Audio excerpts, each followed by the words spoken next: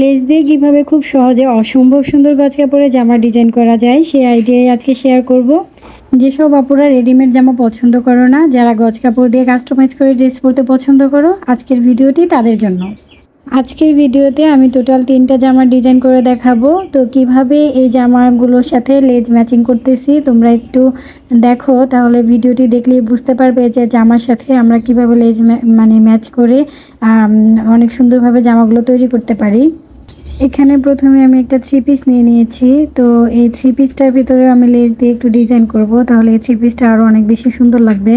Normally এই 3 পিসগুলোতে একটু block দিয়ে প্রিন্ট করা থাকে, তো এগুলো যদি আমরা একটু কাস্টমাইজ করে বানাই তাহলে এগুলো অনেক বেশি সুন্দর লাগবে। নর্মালভাবে বানালে সেরকম ভালো লাগে না দেখতে।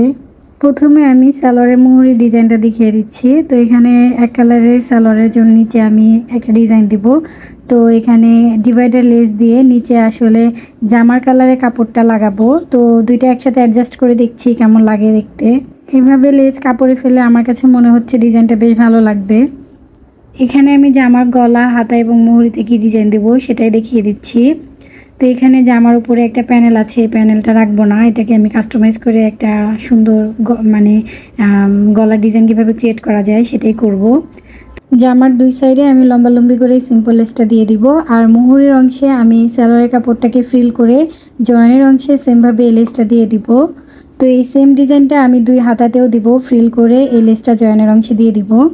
দেন সেকেন্ড ড্রেসটাতে চলে আসলাম, এটাকে কিভাবে ডিজাইন করা যায়। এটা ডিজাইন আমি খুব বেশি গর্জিয়াস করব না, সিম্পল রাখার চেষ্টা করব।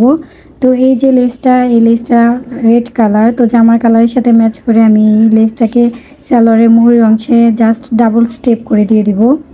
এখন যেহেতু আমার একদম ছোট একটা বেবি আছে, তাই আমি কোনো পাথরের ড্রেস ক্যারি করতে পারবো না, তাই একদম সুতি কমফোর্টেবল ড্রেস যেটা পরলে বেবির কোনো ক্ষতি হবে না সে ধরনের ড্রেসই ডিজাইন করার চেষ্টা করতেছি। এখানে লেসটা আমি সালোয়ারের কাপড়ের উপর বসিয়ে দেখতেছি, এটা আসলে নিচের দিকে যে গলিগুলো নিচের দিকে দিলে বেশি সুন্দর লাগে। আর ডাবল স্টেপের মাঝখানে আমি এখানে পিনটেক্স দেব। তো পিনটেক্স দিয়ে দুই পাশে এই লেসগুলো সেম ডিরেকশনে থাকলে মনে হচ্ছে যে সালোয়ার ডিজাইনটা খুব ভালো লাগবে। তো এখানে প্রিন্ট করা আছে, প্রিন্টের জামার মধ্যে একটা ডিজাইন ক্রিয়েট করব। তো এটার জন্য আমি মাল্টি কালারের একটা লেস নিয়ে নিচ্ছি, এটা নিচের মুহুরির অংশে দিয়ে দিব। দুই হাতার মুহুরিতেও আমি সেম লেসটা ইউজ করব। যেহেতু এই জামার মধ্যে ব্লকের ডিজাইন করা আছে, তাই এখানে যদি আমি অন্য কোনো কালারফুল লেস ইউজ করি এক কালারে বা তা সেভাবে ফুটবে না। তো মাল্টি কালারের লেসটা ইউজ করলে এটা খুব বেশি চোখে পড়বে না এবং দেখতে অনেক সুন্দর লাগবে। এই জামাতেও যেহেতু ব্লকের ডিজাইনটা আছে তাই গোল গলা রাখার চেষ্টা করব, আর গোল গলা চারপাশে এইভাবে আমি যদি লেসটা দিয়ে দিই তাহলে খুব সুন্দর লাগবে।